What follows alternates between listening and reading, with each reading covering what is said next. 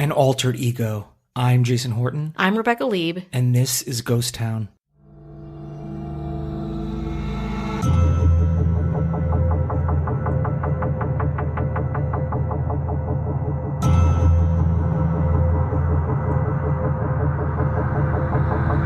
I'm a big Garth Brooks fan, listening to him way back from Horse Camp. When Garth Brooks, at the height of his success, decided to create a bad boy rocker alter ego named Chris Gaines. So we're going to be talking about the phenomenon that is Garth Brooks / Chris Gaines and what it meant for Garth Brooks' career. Alter egos are not new to any music genre, really. You get David Bowie's Ziggy Stardust, Bono's Macfisto, for example.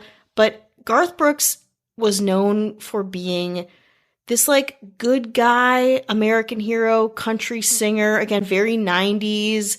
Like he kind of felt like the Kevin Costner of country music. Very safe, catchy, like you can't disagree about Garth Brooks. And country as a whole is kind of wholesome and carefully crafted around a sense of like salt to the earth authenticity. So just the move, it was out of nowhere, and it left a lot of people very, very confused. But let's brush up on Garth Brooks for a second, because we can't talk about Chris without talking about Garth. Garth Brooks was born Troil Garth Brooks, did not know that, in 1962, and went to Oklahoma State University on a Javelin scholarship. That's not crucial information, but it's a weird thing that you should know. He started his professional music career in 1985, playing all over Oklahoma. While he was interested in rock at an early age, he kind of went with the country bend and was picked up in Nashville and broke in almost immediately.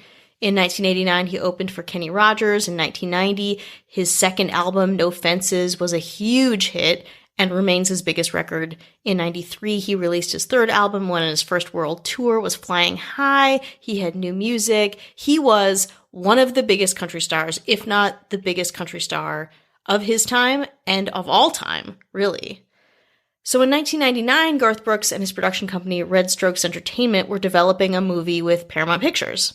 They wanted it to be a vehicle for Brooks. He had just come off a couple TV guest spots. You may remember him in Mad About You. The movie was called The Lamb, and it was about a fictional rock star named Chris Gaines and how messed up he was, being a high-profile musician, and all of the complexities around that and what that entailed. To create buzz for the project, Brooks took on the persona of Gaines in October of 1999 and produced and released an album called Garth Brooks in ellipses, The Life of Chris Gaines. It was intended as a pre-soundtrack to the film to represent the greatest hits of Gaines' entire music career, spanning many decades, etc.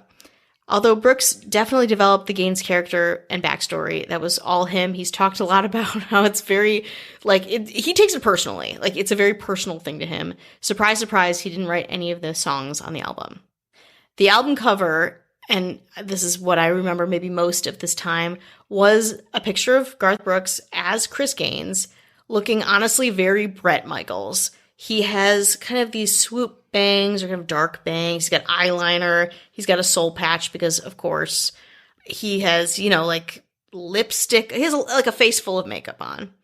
It doesn't really match the tracks either. If Garth Brooks wants his eyeliner, he will get his eyeliner. He'll get exactly what he wants. And this does feel kind of like this A-list country star wants to do this thing and let's go along and do it. Let's make this pre-album and get to it. So here are the tracks in the album. That's the Way I Remember It, Lost in You, Snow in July, Driftin' Away, Way of the Girl, Unsigned Letter, It Doesn't Matter to the Sun, Right Now, Main Street, White Flag, Diggin' for Gold, Maybe, My Love Tells Me So. A beautiful 56 minutes of manufactured promotional rock and roll. Sounds controversial. Yeah, very much. It's also it's not far enough. I think when I think of the album cover, I think, oh, it's going to be a little bit harder. It's going to be a little bit more rock and roll. It's really softer than probably his regular music. Exactly. It's not far enough away from what it needs to be, and we'll get to. It's like if you try to draw emo by memory. Yeah, exactly. So then to promote the album, Brooks appeared as Gaines in a TV mockumentary for VH1, Behind the Music, as we all know, perhaps, as Chris Gaines. And he also guested on Saturday Night Live. I remember this too. He was the host himself, Garth Brooks, and the musical guest was Chris Gaines. And it was really dumb. Like, really, like, what are we doing here kind of a thing. And it's all, like, for what, too?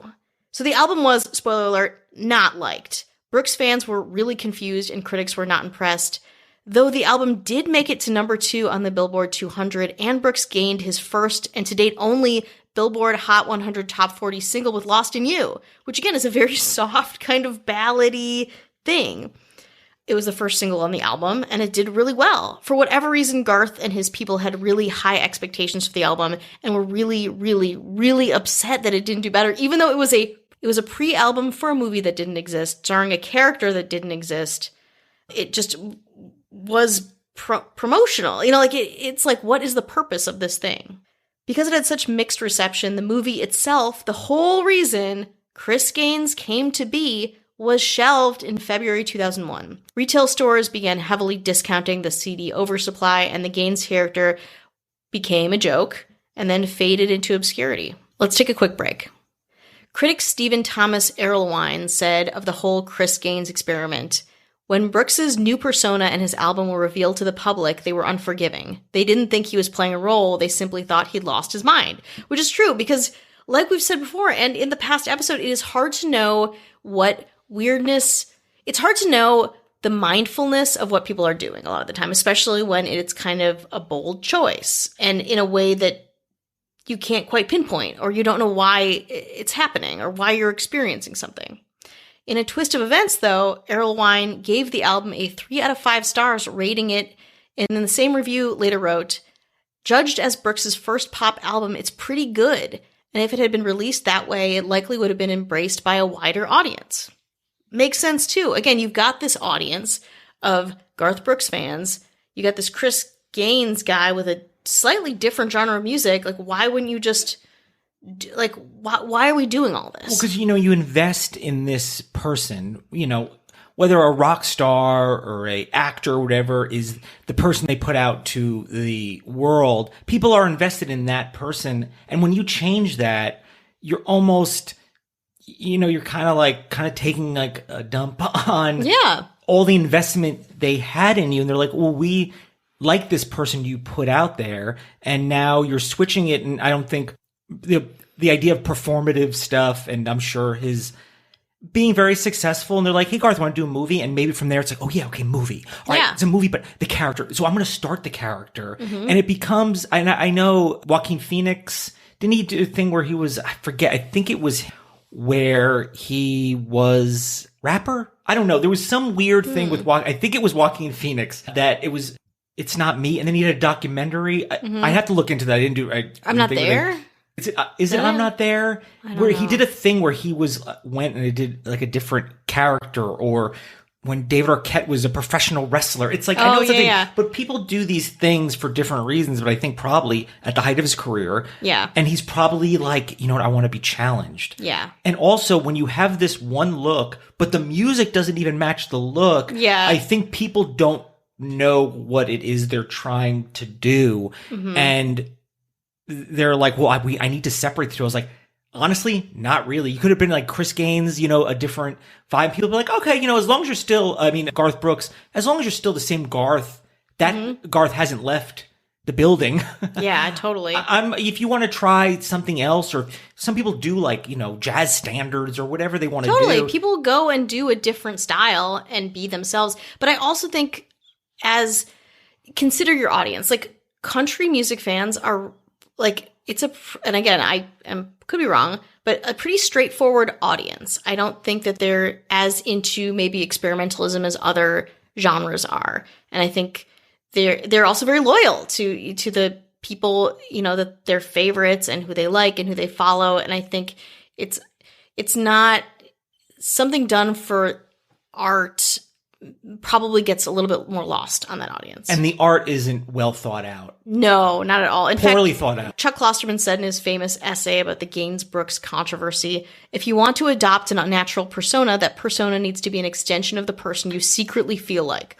This is why Ziggy Stardust never seemed like a Halloween costume. It's also why Chris Gaines felt like marketing, even if that hadn't been the intention. He was crazy, but he wasn't singularly crazy. He wasn't crazy enough, which is kind of exactly what we're talking. Like, you need to push it further if you're going to make a point about it. And yeah, like what it was for marketing, but it's a cool idea. Like, honestly, I love stuff like that, where it's like, let's make an extension of this, but also like the movie's not in the back. The movie's in pre-production. Yeah, if I would just wait, just have it be that thing, and then you could be like, oh, it's for his movie, not, oh, it's for a movie they might be still writing and coming out in a couple of years. Yeah, that no one's really sold that you, a country musician, can carry this movie to begin with, so let's not go spinning out with other, high marketing concepts. But in March 2021, not too long ago, Brooks announced that The Life of Chris Gaines was to be re-released on multiple platforms, including digital and vinyl, adding that previously unreleased songs were also forthcoming. That's going to go straight in my Amazon wish list. I think now is a more forgiving time because nostalgia, we do nostalgia. Oh, we love it we here. do nostalgia. And I think people are now more forgiving and more, there's a whole generation that probably is not even familiar with this kind of concept. And I'm sure Garth Brooks is, like the name Garth Brooks, I was like, oh yeah, that is a country music. And the crossovers, of course, there too. Yeah, that crossover. he really is like, why do I like Garth? Like, he's a pop, this country at this time was pop pretty much. So it was like very much like in the same vein of what was coming out anyway, kind of a thing. And it also, I think with enough time passed to people, and even still, like a lot of the interviews I read for this, he's like, people get it or they don't get it. Kind of, it's still like, it feels like it hits a vein that it was not as well received as he would have liked. And that might just be like Garth Brooks' ego. I don't know. But it's the sort of thing where like with time, I think people will be like, oh, I can see what this was in a macro sense and appreciate it more. It's ahead of its time, but also it's still not behind its time. Behind its time.